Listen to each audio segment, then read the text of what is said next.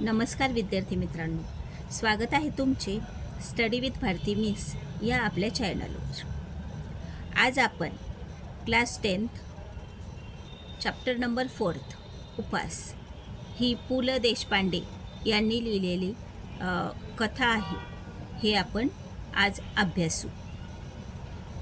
तर उपास ही एक कथा मध्यमवर्गीय लोकांविषयी आहे आणि यामध्ये नेमकं काय सांगितलेलं आहे त्याविषयी डिटेल एक्सप्लेनेशन आज आपण बघणार आहोत।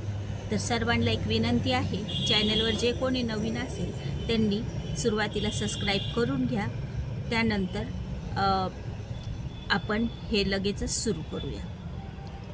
तर उपास हे पु ल देशपांडे यांनी लिहिलेली कथा आहे।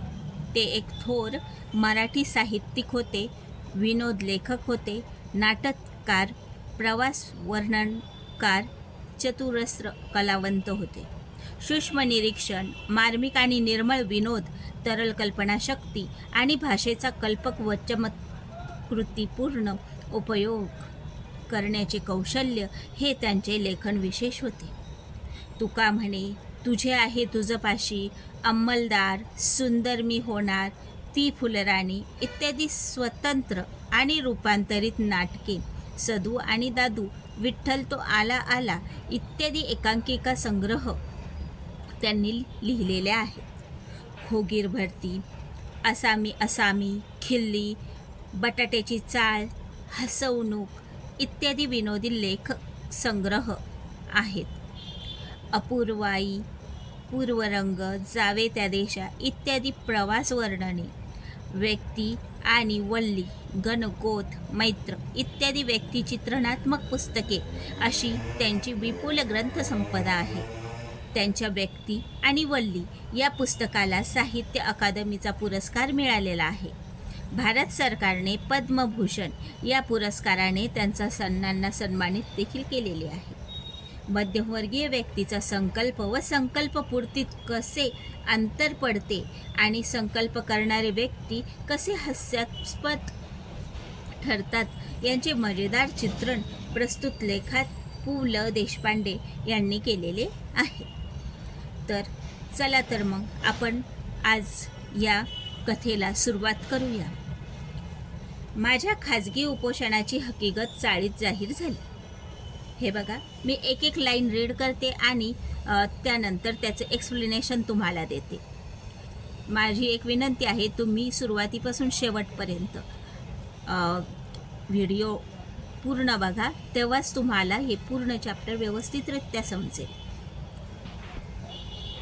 माझ्या खाजगी उपोषणाची हकीकत चाळीत जाहीर झाली आणि येता जाता ही माझी नाही ती भानगड आहे, उगीच हात दाखवून अवलक्षण आहे, पेललं नाही तेव्हा खाजगी झालं, अशी वाक्ये माझ्या कानावर येऊ लागली। पण मी कोणत्याही टीकेला भीक घालणार नव्हतो। 181 पौंड रात्रंदिवस ते कार्ड माझ्या डोळ्यापुढे नाचत होते। वजन कमी झाले पाहिजे या विचाराने माझी झोप उडाली। झोप कमी झाली तर वजन उतरते या विचाराने मला त्याचेही काही वाटत नव्हते। मी पूर्वीसारखा गाढ झोपत नाही यावर धर्मपत्नीचा मात्र अजिबात विश्वास नव्हता।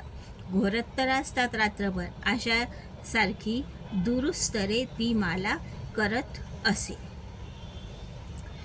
बघा, यामध्ये लेखकाचे वजन कमी करण्यासाठी सगळे उठाठेव करत होते आणि लोक त्यांना हसत होते की हे तुम्ही करू शकत नाही, पण त्यासाठी लेखक अहोरात्र प्रयत्न करत होते। कोणी म्हणायचं की झोप कमी झाली तर तुमचं वजन कमी होईल, त्यामुळे त्यांना ते झोप कमी घ्यायचे। परंतु त्यांची धर्मपत्नी म्हणजे लग्न केलेली बायको ही काय करायची, म्हणायची तुम्ही तर रात्रभर खूप घोरत असतात, झोप भरपूर घेतात तुम्ही, असं त्यांच्यासोबत व्हायचं। पुढे काय झालं बघा, 2 महिन्यात 50 पौंड वजन कमी करून दाखवी तर खरा, अशी भीष्म प्रतिज्ञा करून मी आहारशास्त्रावरच्या पुस्तकात डोके घालू लागलो। त्यांनी सगळ्यांना सांगितलं की मी 2 महिन्यात 50 पौंड वजन कमी करून दाखवल। अशी त्यांनी प्रतिज्ञा घेतली. याला भीष्म प्रतिज्ञा का बरं म्हणते? कारण भीष्माची प्रतिज्ञा घेत होते ते पूर्णच करून दाखवत असे. आणि त्यासाठी पु ल देशपांडे यांनी सुद्धा अशी प्रतिज्ञा घेतली की मी वजन कमी करून दाखवल. आणि त्यासाठी त्यांनी काय केलं, डाएट प्लॅन हे ते आहारशास्त्रावर या पुस्तकात काय केलं, डोकं घातलं म्हणजे डोकं घालून नाही बसले ते, त्यात वाचायसाठी त्यांनी ते पुस्तक घेतलं आणि त्यामध्ये प्रोटीनयुक्त पदार्थ, चरबीयुक्त द्रव्ये वगैरे शब्दाबद्दलची माझी आस्था वाढू लागली. त्यामध्ये सांगितलं प्रोटीनयुक्त पदार्थ खा असं वगैरे सांगतात ना आहारशास्त्राच्या पुस्तकात. तर मग नेमकं ते काय आहे, चरबी कशाने वाढते, प्रोटीन घेतल्याने वजन कमी होतं, हे सगळं काय आहे हे बघण्यासाठी त्यांची उत्सुकता वाढू लागली. मग साऱ्या ताटातले पदार्थ मला न दिसता नुसत्या कॅलरीज मला दिसू लागल्या. हे सगळं वाचल्यानंतर काय झालं की ताटात काही जरी आलं, समजा बटाट्याची भाजी आली तर याच्यात इतके कॅलरीज आहे, वरण भाताला यात प्रोटीन किती आहे, वरणात प्रोटीन आहे, भातात कॅलरीज आहे, या सगळ्या गोष्टी लेखकाला दिसू लागल्या. साऱ्या ताटातले पदार्थ मला न दिसता नुसत्या कॅलरीज मला दिसू लागल्या. आणि आनंदाची गोष्ट अशी की वजन उतरायच्या शास्त्रात पारंगत झालेले तज्ज्ञ मला रोज डझनवारीने भेटू लागले. इतकेच काय, परंतु ज्या आमच्या चाळीतल्या लोकांनी माझ्या उपासाची अवहेलना केली होती त्यांनीच मला डाएटचा सल्ला दिला. म्हणजे त्यांनी वजन उतरवण्याचा संकल्प केला. त्यानंतर मग बरेच जण डझनवारी म्हणजे 12 ते 15 जण, त्यांना एका डझनात किती रंग असतात, 12 असतात, असे लोक त्यांना भेटू लागले, सल्ले देऊ लागले, असं करा तसं करा. आणि चाळीतले म्हणजे ते एका चाळीत म्हणजे राहत होते बिल्डिंगमध्ये, तिथले जे लोक त्यांना हसायचे तेच त्यांना डाएटचा सल्ला देऊ लागले की तुम्ही हे खा ते खा असं. उदाहरणार्थ सोकाजी त्रिलोककर म्हटले, तुला सांगतो मी पंत, डाएट कर, बटाटा सोड, बटाट्याचे नाव काढूच नको. म्हणजे पंत म्हणायचे पु ल देशपांडे यांना. आणि साकोजी त्रिलोकेकर हे त्यांचे तिथं राहणारे शेजारी त्यांचे, ते म्हणाले तुला सांगतो पंत म्हणायचे त्यांना की तू डाएट कर. आणि डाएट कर म्हणजे काय, तू ती बटाट्याची भाजी, बटाटा खाणंच सोडून दे. पंत म्हणजे पु ल देशपांडे काय म्हणाले, हो म्हणजे कुठं राहतात म्हणून विचारलं तर नुसतं चाळीत राहतो म्हणा, बटाट्याची चाळ म्हणू नका. म्हणजे जे कोणत्या चाळीत राहत होते पु ल देशपांडे, त्या चाळीचं नाव होतं बटाट्याची चाळ. मग कोणी जर तुम्हाला विचारलं कुठं राहतात तर नुसतं चाळीत म्हणा, बटाटा पूर्णच सोडून द्या, वजन वाढेल. खी खी खी खी खी खी म्हणजे तसं म्हणून ते हसले. जनोबा रेगे या इसमाला काय म्हणावे ते मला कळत नाही. नेहमी तिरके बोलायचे म्हणजे काय. जनोबा रेगे हे लेखकाला भेटले की नेहमी तिरके बोलायचे म्हणजे वाकडं बोलत होते. पण साकोजी त्यांना परस्पर जामून टाकायचे. ए इडियट, सगळ्याच गोष्टीत जोक काय मारतोस नेहमी. म्हणजे जेव्हा हे साकोजी काका पु ल देशपांडे यांना भेटले, त्यांनी काय केलं, त्यांना सल्ला दिला की तू असं कर, बटाट्याची भाजी खाणं सोड, बटाट्याचं नावच काढून टाक. तर तिथं कोण उभं होतं, साकोजी काका, पु ल देशपांडे आणि कोण, जनोबा रेगे. हा एक असे 3 जण उभे होते. जेव्हा साकोजी काकाने सांगितलं तू बटाटा खाणं सोडून दे, तेव्हा मग हा रेगे काय म्हटलं, आपण तर बटाट्याच्या चाळीत राहतो, मग तुम्ही नुसती चाळ सांगा, बटाट्याचं नावच घेणं सोडून द्या. आणि हसायला लागला. तर मग लगेच ते साकोजी काका त्यांना काय म्हटले की ए इडियट, सगळ्याच गोष्टीत जोक काय मारतोस नेहमी, असे ते त्याला चिडले. मी सांगतो तुला पंत, तू बटाटा सोड.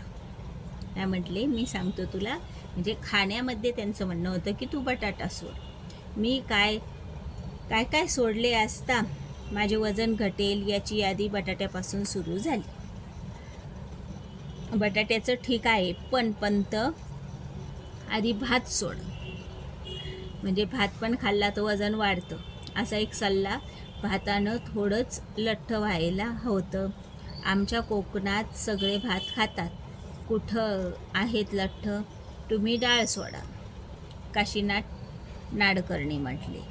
काशीनाथ नाडकर्णी एक मोठं कोकणात राहणारे होते. तिथं सगळेजण भातच खातात म्हणे. तिथं काय सगळेच लोक लठ्ठ आहेत का? तर भाताने काही लठ्ठ होत नाही असं ते म्हणाले. मुख्य म्हणजे साखर सोडा. मी सांगू का, मीठ सोडा. कोणी म्हणतं साखर सोडा, कोणी म्हणतं मीठ सोडा, कोणी म्हणतं लोणी तूप सोडा. एका आठवड्यात 10 पौंड वजन घटलं नाही तर नाव बदलील. आमच्या हेड क्लर्कच्या वाईफचं घटलं. तेल आणि तळलेले पदार्थ आधी सोडा. बाबू काका म्हटले. दिवसा झोपणं सोडा. खरं नाही, खरं म्हणजे पत्ते खेळायचं सोडा. बसून बसूनच वजन वाढतं. मी मात्र या सर्व जणांचे ऐकून मनाचे करायचे ठरवले होते. पहिला उपाय म्हणून मी आहार परिवर्तन सुरू केला.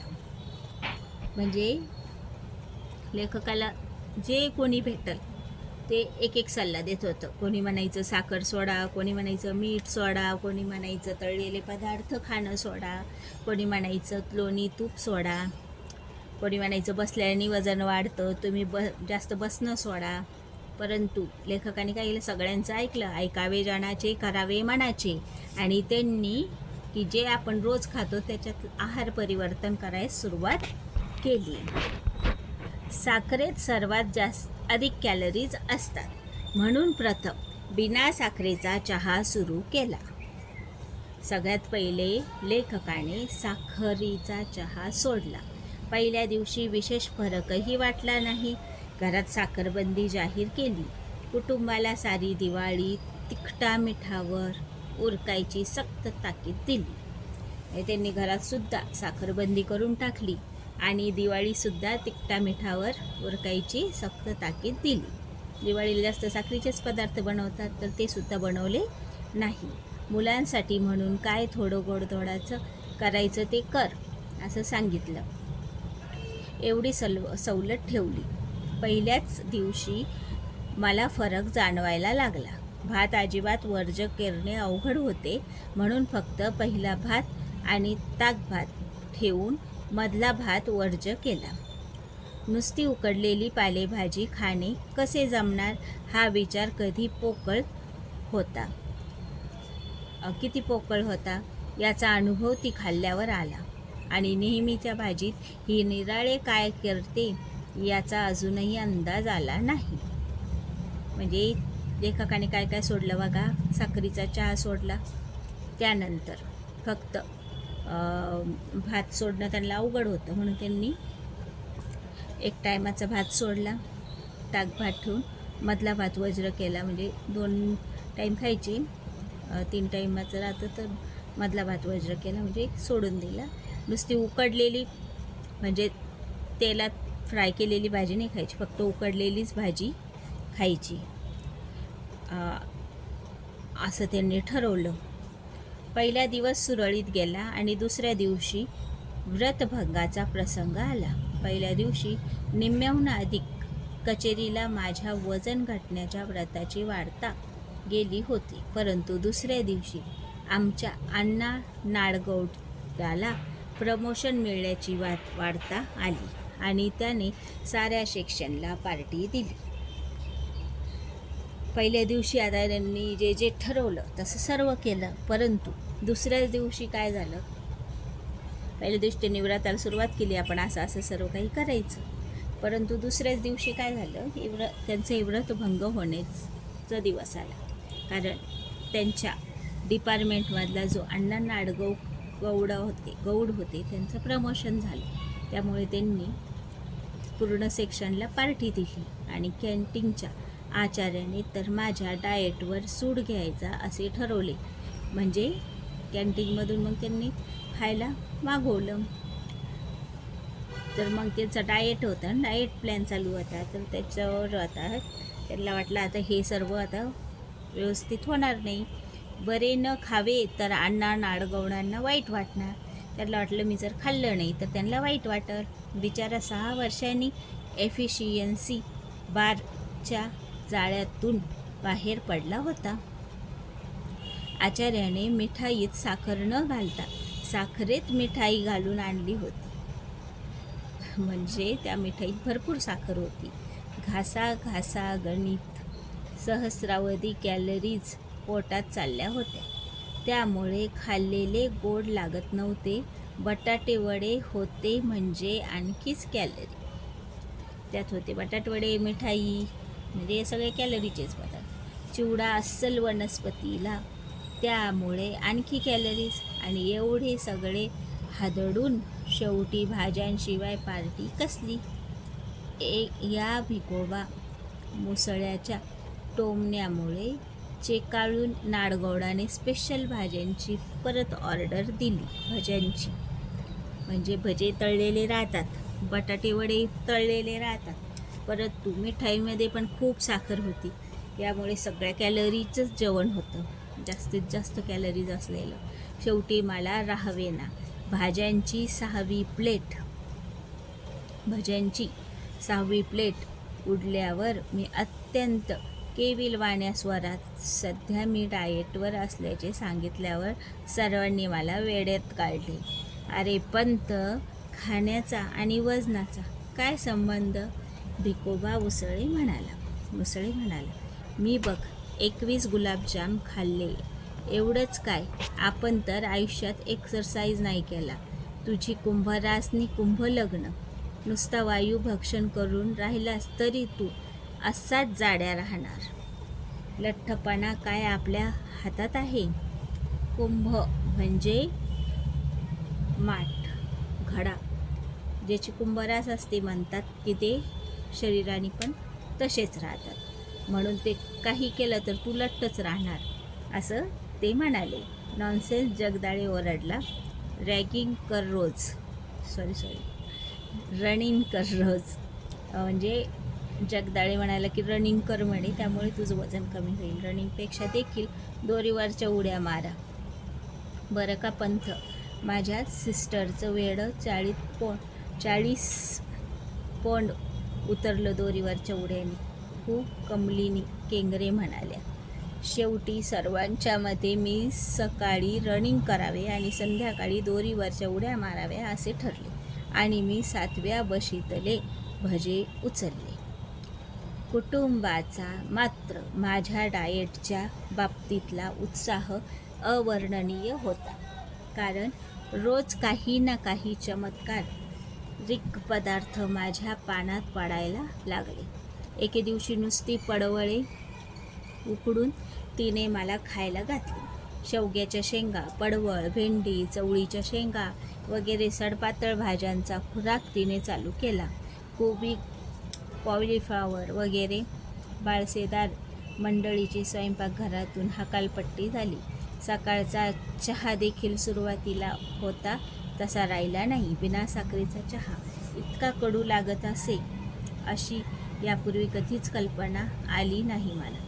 चहा सुरुवातीला बिनसाखरेचा असूनही कडू लागला नाही आणि आता का लागतो एवढं सांग, असे म्हटल्यावर कुटुंबाकडून खुलासा मिळाला. हेच ते म्हटलं, ते काय उगीच? अहो, म्हणजे सुरुवातीला मी तुम्हाला जो बिना साखरेचा चहा दिला तो बिनसाखरेचा नव्हताच मुळी. नव्हता? मग मला बिनसाखरेचा चहा म्हणून काय सांगितलं? अहो, थोडीशीच राहिली होती साखर, ती संपेपर्यंत म्हटलं घालू. काय संपली? आजपर्यंत बिनसाखरेचा चहा केलास की साखर न घालता? म्हणजे खलास. अगं, किती लाख कॅलरी गेल्या असतील माझ्या पोटात. कसलं कमी होतंय माझं वजन. म्हणजे त्यांच्या बायकोनी त्यांना सुरुवातीला थोडी थोडी साखर घालून चहा दिली. मग साखर संपल्यावर पूर्णच बिनसाखरेचा चहा दिला, तो कडू लागायला लागला. मग तेव्हा पु ल देशपांडे म्हणाले की आता जास्त कडू कसं काय लागतोय? म्हणजे मी थोडी थोडी साखर घालून तुम्हाला चहा देत होते, कारण ती संपलेली नव्हती. आता संपल्यामुळे बिनसाखरेचा. व त्याच्यावर पु ल देशपांडे म्हटलं की किती लाख कॅलरीज माझ्या पोटात गेल्या आतापर्यंत, माझं वजन काही कमी होत नाही. पण सांगितलं का नाहीस मला? उगीच आरडाओरडा नका करू. वजनाचं ते काय मेलं होईल हळूहळू कमी. आणि कोणाचं मागून खात नाही म्हणावं, आम्ही स्वतःच कमवून खातो म्हणावं. वाढलं तर वाढू दे वजन. मुलांना देण्यासाठी लाडू काढून बशीत ठेवत आणि माझ्या वजन क्षय संकल्पाचा आणखी नवे सुरंग लावीत ती उद्गारली. लाडू कशाला केले? साखर असेल त्यात. साखरेशिवाय लाडू आमच्या नाही घराण्यात केले कोणी. म्हणजे लाडूमध्ये साखर असेल ती कशाला केले असे लेखक म्हणाले. त्याची बायको म्हणाली की साखरेशिवाय लाडू होत नाही, आमच्या घराण्यात कोणी केलेले नाही. तात्पर्य, चहा बिना साखरेचा होता हे खरे, परंतु लाडवाच्या रूपाने काही कॅलरीज पोटात गेल्या. आज दोरीवरच्या उड्यांचा फक्त एकदा प्रयत्न केला.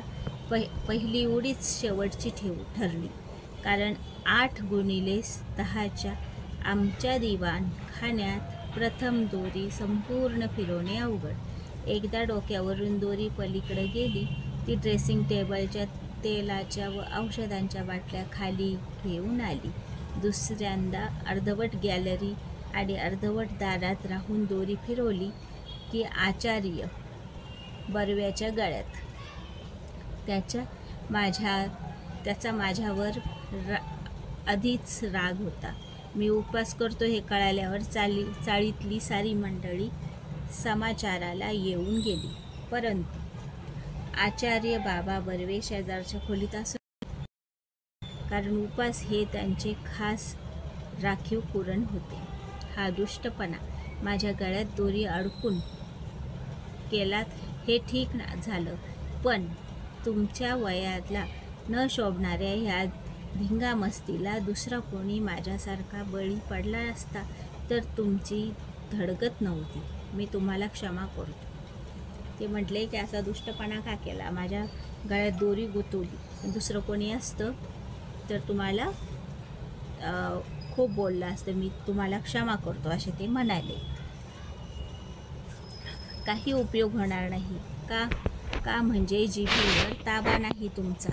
संयम हवा, मनाची एकाग्रता हवी. त्यासाठी प्रथम म्हणजे काही गोष्टी सोडाव्या लागतील. आता या उड्या मारायला मी मजा देखील सोडली, लाज देखील सोडली. हे पाहताना तुम्ही बाबा ठीक आहे, प्रथम बोलणं सोडा. बोलणं सोडू अजिबात. खाण्यासाठी तोंडाचा वापर कमी करायचा एवढं पाहिलं तुम्ही, पण बोलण्यासाठी देखील त्याचा वापर बंद केल्याशिवाय तुमची जीभ ताब्यात राहणार नाही. पण मला बोलणंच पाहिजे बाबा, मी केविलवाण्या स्वरात ओरडले. का पण एवढा संयम नाही तुमच्यात? मौनाचं सामर्थ्य मोठं आहे. मौन ही शक्ती आहे. मौन ही उड्या मारण्याच्या माझ्या दोरीचे एक टोक हातात धरून बाबा 1 तास मौनाचं महत्त्व या विषयावर बडबडत होते.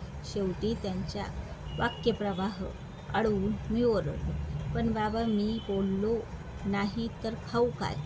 म्हणजे बोलण्याचा आणि खाण्याचा संबंध काय? मी टेलिफोन ऑपरेटर आहे बाबा, दिवसभर बोलावंच लागतं मला. मग कसलं वजन उतरणार तुम्ही? अत्यंत कारुण्यपूर्वक कटाक्ष टाकून बाबा गेले आणि त्यांच्या गळ्यात पडलेली दोरी मगाशी मी गच्च आवळली की नाही या विचाराने मला पश्चात्ताप झाला. मग मात्र मी चिडलो आणि निश्चय केला की बस, यापुढे उपास वजन उतरेपर्यंतच उपास. मी काटकुळा झाल्याची स्वप्ने पडू लागली. भरल्या ताटावरून मी उठू लागलो. बिन साखरेचा आणि बिन दुधाचाच काय, पण बिन चहाचा देखील चहा मी पिऊ लागलो. साखर पाहिली की माझ्या अंगाचा तिळपापड होऊ लागला. केवळ फळांवर मी जगू लागलो. लिंबाचा रस तर मला अमृतासारखा वाटू लागला. धारोष्ण दुधासाठी मी अधूनमधून अंधेरीच्या गोठ्यात जाऊ लागलो. दोरीवरच्या उड्या केवळ खालच्या मजल्यावरील मंडळींच्या दुष्टपणाने व आकसाने केलेल्या तक्रारीमुळे थांबाव्या लागल्या. 10 उड्या पाय न अडकता मारण्यापर्यंत मी पोहोचलो होतो. कचेरी सुटली की मी गिरगाव रस्त्याने धावत येऊ लागलो. केवळ पौष्टिक आणि सात्विक आहार सुरू केला. जवळजवळ 10-12 दिवस हा क्रम चालू होता. माझ्यातला फरक मलाच कळत होता. लहान मुळे बी पेरले की रोप किती वाढले हे रोप उपटून पाहताच त्याप्रमाणे मी रोज संध्याकाळी काट्यावर वजन करावे असे वाटत होते मला. पण मी ती इच्छा दाबून धरली. बरोबर 1 महिन्याने मी वजन करणार होतो. 1 महिनाभर तुपाचा थेंब माझ्या पोटात जाणार नव्हता. केवळ दूध. दुर्दैवाने रोज गाईचे धारोष्ण दूध मिळण्याची सोय नव्हती. पण एकूण आहारव्रत जोरात चालू ठेवले. त्याला गाईचं दूध भेटत नव्हतं, परंतु ते दोरीवरच्या उड्या, पायी चालणं, पौष्टिक खाणं, सात्विक आहार हे सर्व गोष्टी त्यांनी महिनाभर केल्या. पंधरवड्यात घरात फक्त 2 वेळा साखर भात झाला. एकदा साकोजीने चोरून कोळंबी भात चालू व खालच्या मजल्यावरच्या भाऊंनी पसरवटवाडनी एकदा नागपुरी वडा भात पाठवला होता. एवढे अपवाद वगळल्यास भाताला स्पर्श नाही केला. त्यामुळे मुख्यतः चरबीयुक्त द्रव्ये शरीरात कमी गेले. एकदा एकूण निश्चय पाहून चाळीतल्या मंडळीने आदर दुणावल्याने माझा सूक्ष्म नजरेतून सुटत नव्हते. जी मंडळी माझ्या डाएटची आणि उपासाची चेष्टा करत होती त्यांनीच पंत फरक दिसतो अशी कबुली द्यायला सुरुवात केली. जानोबा रेग्यासारख्या अत्यंत कुचकट शेजाऱ्यालाही पंत भलतेच काय हो रेडावलेत असे मान्य करावे लागले. मंडळींच्या प्रशस्तीने मला भीती वाटत होती. ती एकाच गोष्टीची, म्हणजे मूठभर मांस वाढण्याची. पण असली तुरळक तारीफ ऐकून मी चलण्यासारखा नव्हतो. इतक्या असामान्य मनोनिग्रह आणि जिव्हा नियंत्रणानंतर कमीत कमी 20 ते 25 पौंडची तरी माझे वजन घटले पाहिजे अशी माझी खात्री होती. व त्या खात्रीने मी आमच्या ऑफिससमोरच्या वजनाच्या यंत्रावर पाय ठेवला आणि आनेली टाकून तिकीट काढले. महिन्यापूर्वी याच यंत्राने माझे वजन 181 पौंड दाखवले होते. एका महिन्यात उपवास, निराहार, शास्त्रोक्त आहार, दोरीवरच्या उड्या इत्यादी उग्र साधना केल्यावर आज तिकिटावर वजन मिनिटभर माझा विश्वासच बसेना 192 पौंड. किती होते आधी? 181 पौंड, आता 192 पौंड. आणि भविष्य होते आप बहुत समजदार और गंभीर है. हल्ली मी वजन आणि भविष्य या दोन्ही गोष्टींची चिंता करण्याचे सोडून दिले आणि विशेषतः डाएटच्या आहारी तर या जन्मात जाणार नाही. छे, वजनाचा मार्ग भलत्याच काट्यातून जातो. म्हणजे त्यांचं वजन वाढलं, कमी झालं नाही तर अजून वाढलं. असा हा त्यांचा पु ल देशपांडे यांचा वजन कमी करण्याचा प्रवास होता. बटाट्याची चाळ शब्दात हात दाखवून अवलक्षण म्हणजे आपण होऊन संकट ओढवून घेणे. सुरग लावणे म्हणजे एखादा बेत उधळून लावणे. अंगाचा तिळपापड होणे, संताप होणे. मूठभर मांस वाढणे म्हणजे स्तुतीने हुरळून जाणे. आनेली म्हणजे जुन्या काळातील एक नाणे. तर अशा प्रकारे आज आपण उपवास हे चॅप्टरचे डिटेल एक्सप्लेनेशन बघितले. उद्याच्या लेक्चरमध्ये आपण उपवास याचे क्वेश्चन आन्सर्स घेऊ.